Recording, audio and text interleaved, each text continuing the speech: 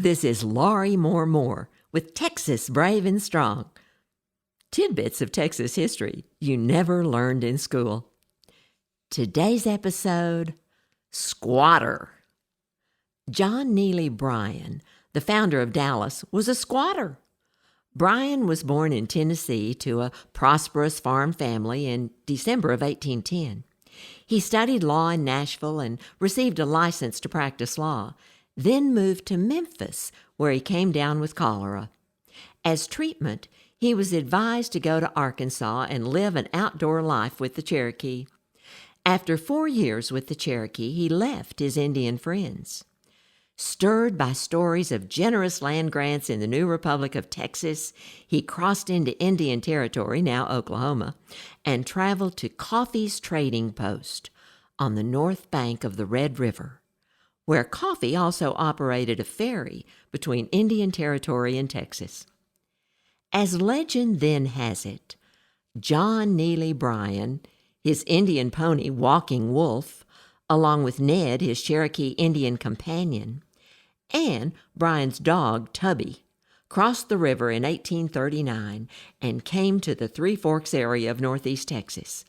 There, Bryan staked a spot on the limestone bluff above the Trinity River with a buckskin flag marked with his name. He returned 2 years later in the fall of 1841 with the plan of gaining a grant for the land from the Republic of Texas and establishing a ferry crossing and trading post on the Trinity. The location was an excellent choice. The settlement of Austin had been chosen as the Republic's new capital, and the military had already been dispatched to open a road from Austin to the Red River to facilitate immigration. The settlement, which grew up on the Texas side of the Coffee River crossing, was named Preston, and the road into Texas became the Preston Road, connecting both the Coffee crossing and the nearby Colbert's crossing to Bryan's door. Most likely, Bryan did not immediately realize that he was, in fact, a squatter. The previous January, the Republic of Texas had granted a large tract of land to a 19-member investment group led by W.S. Peters of Louisville, Kentucky.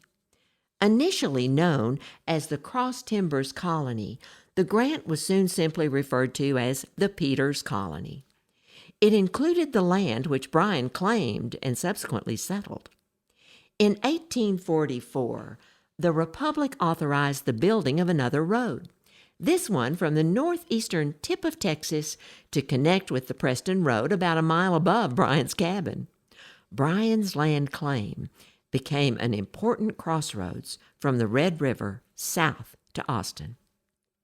Also in 1844, despite a festering land ownership issue, Bryan had the village of Dallas surveyed.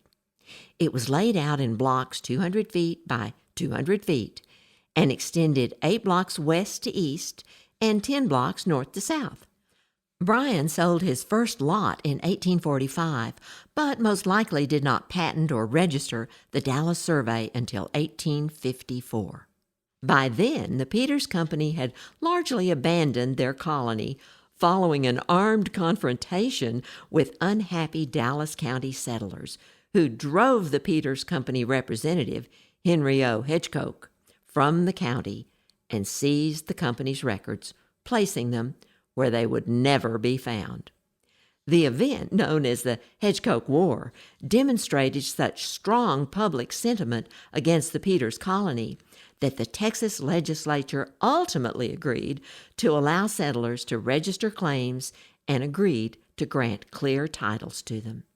The Peters Group was given new land in Texas. To complicate matters further, an even earlier Republic of Texas grant to John Grigsby, a soldier of the Battle of San Jacinto, was discovered in the 1870s. This grant covered much of what had become downtown Dallas and created ownership complications and lawsuits for decades. Bryan went on to lead a tragic life. Initially, he was active in affairs of the community and in the creation of Dallas County and making Dallas its county seat. In 1849, he caught gold fever and left his wife, Margaret Beeman Bryan, the daughter of one of Dallas's first settlers, and joined the California gold rush. He returned after a year with empty pockets. He was morose and began drinking heavily, losing interest in what he called his town.